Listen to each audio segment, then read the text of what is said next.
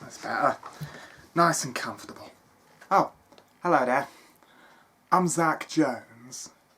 Do I know you from somewhere? What's your name? Ah, yes, now I remember. Now, I am going to read you another story from one of my own tales. It is from the Tales of the Greatest Heroes Throughout the Worlds and Ages, Volume 10. This story is called Professor Thomas Jones versus Bobueh, where Thomas Jones of Middle World must go and save his brother from the evil Dark One-S, Bobueh. Now, are you sitting comfortably? Have you got something to eat and drink? Have you got your tissues and your scaredy cushions? Have you been to the bathroom? All good. Now, sit back, relax, and enjoy. It's about to begin.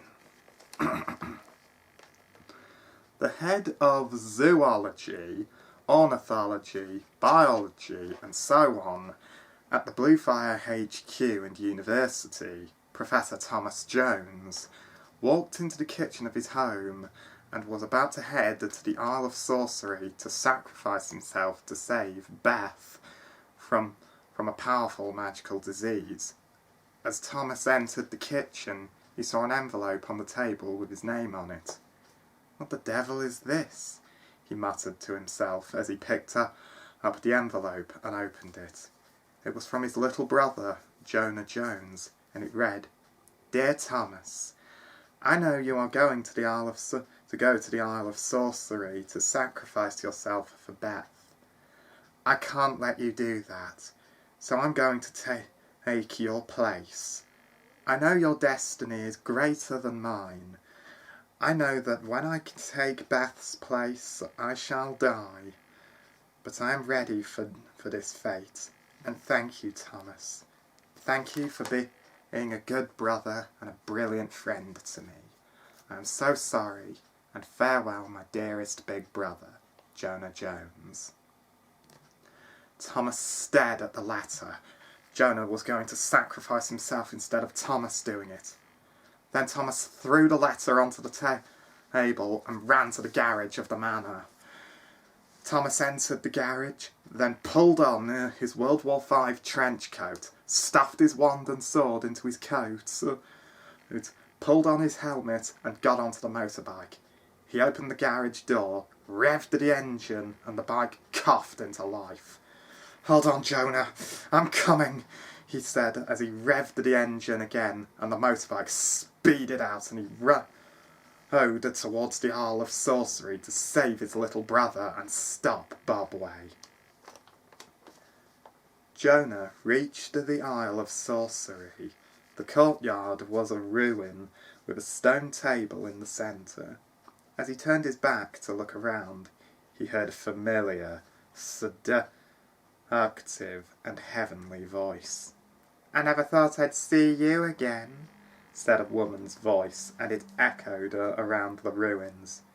Joanna turned to see a beautiful woman with blood-red hair that fell close to her hips, a bulging chest, lips and talon-like fingernails the same colour as her hair, with piercing blue eyes, a seductive stare, and long black eyelashes and eyeliner. It was Bobueh, otherwise known as the Red Fox. "My Lady Bobueh," Joanna said as Bobueh strode away from the table and smirked seductively at Joanna. "I'd say it's been a while since you called me that, Joanna," she finished with a small hiss. Meanwhile, a mile or two away, Thomas was speeding on his bike towards the location of the boat that would take him to the Isle of Sorcery. He was worrying he'd ran out of time and that Joanna had already been sacrificed. Back on the Isle of Sorcery, Joanna and Bobueh stood nose to nose, and Joanna narrowed his brown eyes. I'm here because Thomas intends to sacrifice himself to save Beth from that disease you put on her. I'm here to take his place, Joanna said as Bobueh looked at him. Her red lips curled into an evil smile. Oh, in all my foreseeing, I could never have foreseen this. Jonah the hero, come to save his big brother. How noble, Bobueh said, and put her right hand on Jonah's left cheek, right on his butterfly tattoo, as Jonah clenched his fists. Are you ready, Jonah, to make the ultimate sacrifice to save your brother? She said devilishly.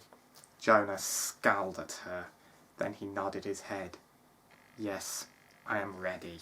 For Thomas, Jonah said, and Bobueh smirked evilly. At the shores of the lake, Thomas had pulled up his bike and dashed to the boat dock. He jumped onto the boat and looked out at the island. Asteri, he said. His eyes flashed green, and the boat sailed towards the ruins. As he reached the courtyard, as he reached the entrance and began to sprint to the courtyard, he heard Bobueh begin her chant. Ixio hedge sacred the aquen, strethen iradan na awen fesna he, she yelled. The red fox held the cup of life over Jonah's body. He and Thomas ran into the courtyard. Stop! He yelled, and came to a stop. Bobueh stopped and looked at Thomas with her seductive stare and put the cup on the stone table. Back here again so soon, handsome, Bobueh said evilly, and stepped over Jonah's body. Thomas scowled and pulled out his wand. What have you done, Bobueh? He snarled as Bobueh's smirk grew bigger. Beth Edwards is safe. Isn't that what you wanted? She said as Thomas looked down at his brother's unmoving body. He scowled at her as she stopped halfway towards him and smirked at him seductively. Did you kill him?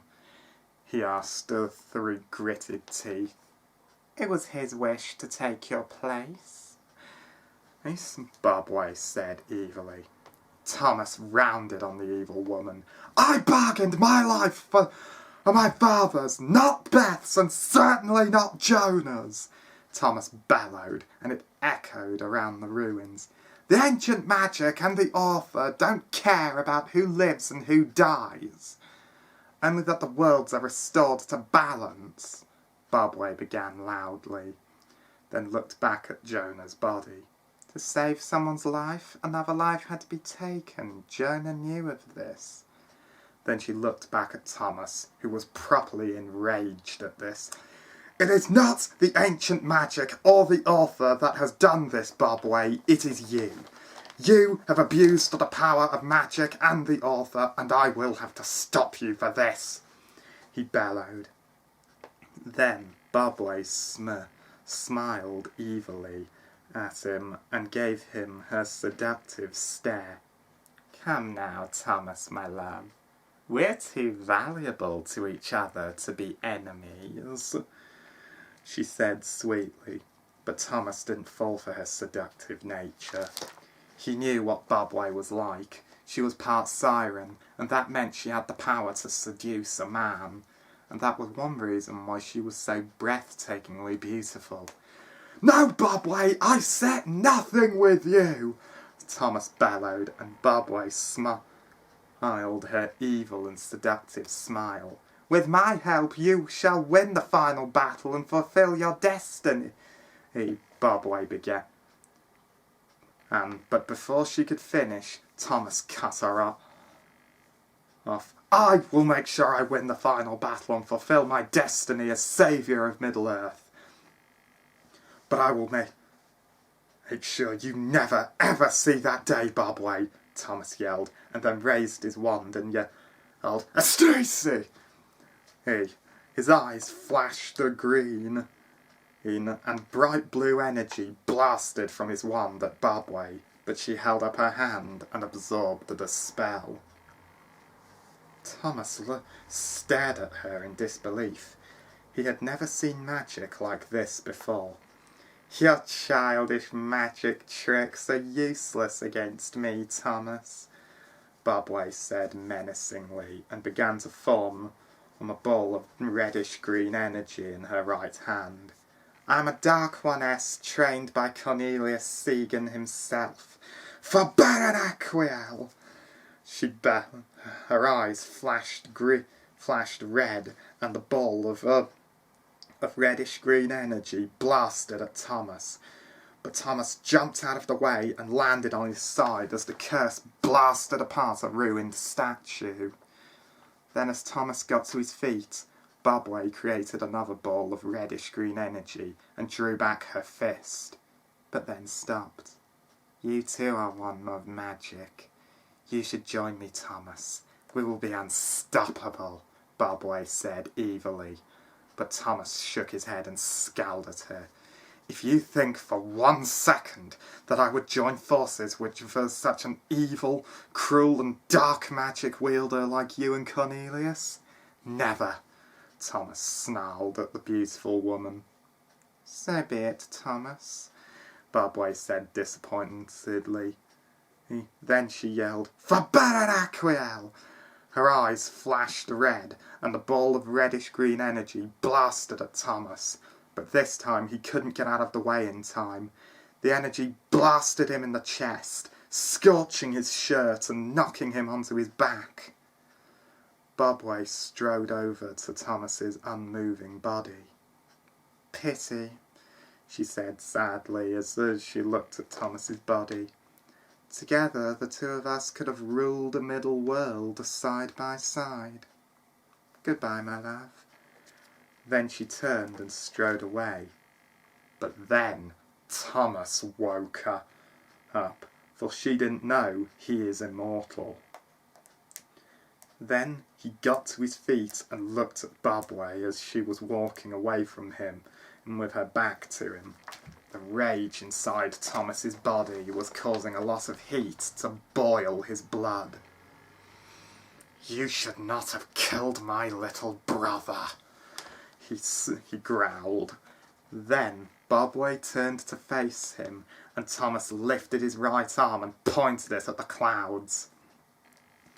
His eyes flashed green, and there was a clap of thunder. Bobueh looked up to see Thomas was making the clouds above bring thunder and lightning from the heavens. Then a cloud with flashes of lightning began to form and come down towards Bobueh. Then the bright lightning struck her, and she began to jerk and shake as the bolts shot through her body. Thomas watched as she was electrocuted. Then there was a flash of light, a crashing sound, and a demon's scream. Thomas covered his face with his arms as the light grew brighter. Then he looked again, and Bobueh was gone. Told you it would, I told you to get your scaredy cushions, as that was pretty tense, wasn't it? Thomas ran to Jonah's body as it began to rain heavily. Jonah, speak to me, please! Thomas yelled as he knelt by his little brother's side and shook him. He turned Jonah over and saw that his butterfly tattoo on his left cheek was no longer as colourful as it was, and his eyes were closed. He was gone. Thomas let out a cry of grief and anger. Then as he held Jonah tight and cried at his loss, he heard a gasp for air. He turned to see Jonah looking at him with a confused look, and his brownish blonde hair was soaked by the rain. Jonah! You're alive! Thomas yelled over the thunder and rain. Jonah looked at him as he became soaked with rain. "Thomas, what happened? Where are we?" Jonah asked his big brother, as Thomas held him tight. "We're at the Isle of Sorcery. I saved you, Jonah. I killed Bobueh, and the balance of the worlds have been restored," Thomas said as he saw Jonah's butterfly tattoo return to its bright colours. Jonah looked at his big brother as the rain soaked them both. "You saved my life by taking Bobueh's life instead of letting her take mine.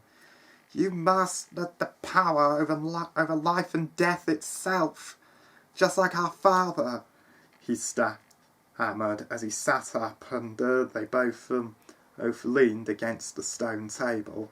"Indeed I did, Jonah. I've become as great and powerful as our father and Merlin the Wise themselves. And I saved my little brother from a terrible fate," Thomas said over the rain and thunder. Jonah nodded, his rain-soaked head in agreement with a massive grin on his face.